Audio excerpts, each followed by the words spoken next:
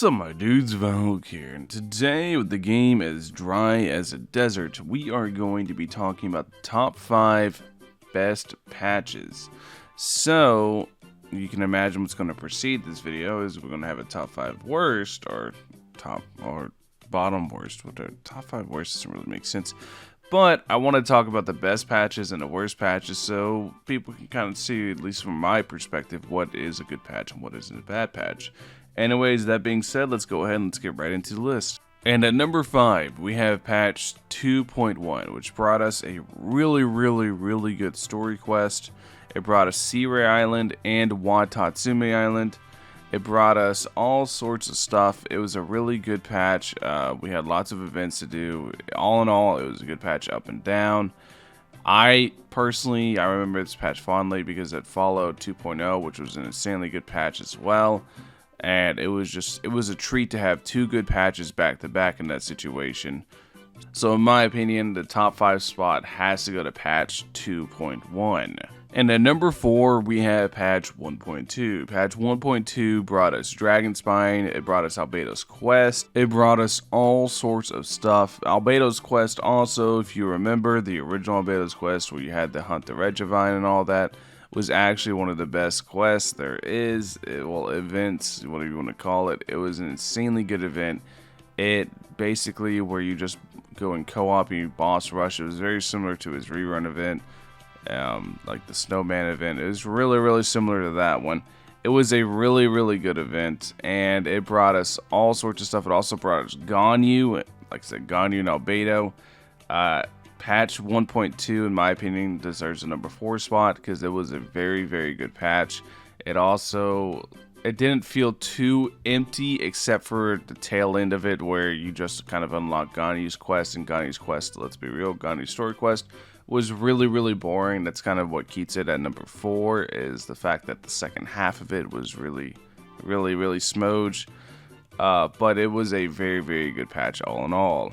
Now at number 3, the number 3 best patch of all time is going to shock some people, and I genuinely miss it. It's Golden Apple Archipelago, patch 1.6. Golden Apple Archipelago was actually a really good patch. It brought us 1, Katahata Kazuha is one of the best units in the game, and 2, it was so packed with stuff to do. The Golden Apple Archipelago actually genuinely had a ton of stuff to do. Had a ton of stuff to run around and play because you had all these little mini games as well as the events at the archipelago, and it's a real tragedy that the archipelago's gone.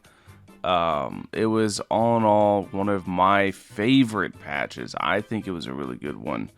And it introduced so many mechanics to us. It introduced the little boat that they still use today. It introduced so much stuff, and the Golden Apple Archipelago, while being time gated, was a really good patch, and it's definitely one that I think is top 3 patches in the game.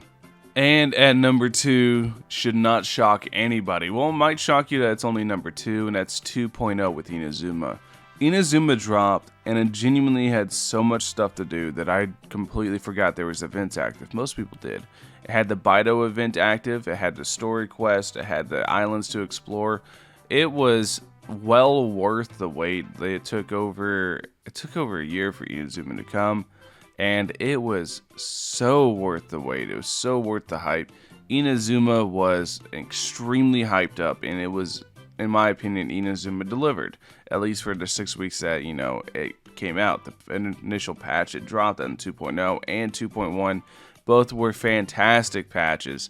Right after that, though, everything kind of went downhill. But, I mean, we'll talk about that in the next video. But, at least for these 2 patches, I think Inazuma did a fantastic job. And I think Inazuma is easily the second best patch of Genshin Impact's history. I think 2.0, introducing Inazuma, introducing all that, was a really good patch. We got Ayaka, we got Yoimiya. Ayaka's still really good. Yoimiya is good in certain scenarios whenever you have a single target. Both units are fantastic in their own capabilities. I think 2.0 easily deserves its number 2 spot. So now let's go ahead, let's get into what, in my opinion, is the best patch of all time. So now on to number 1. If you can't guess it by who's on the screen, in my opinion, the best patch of all time is 1.1. This was a patch that was jam-packed with stuff from beginning to end. There was never a downtime in this patch, which is why, in my opinion, it's the best one.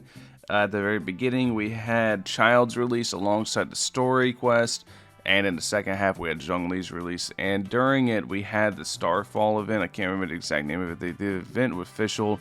It cost resin to do it, which, in my opinion, is still the best event of all time. That event was so fun to do. It was so fun to play. It was one of the last events I genuinely grinded out because it had like decent rewards that you can keep doing. It was a really, really, really good event. You got official for free during it, and it was a prelude to Dragonspine. It was a prelude to Dragonspine.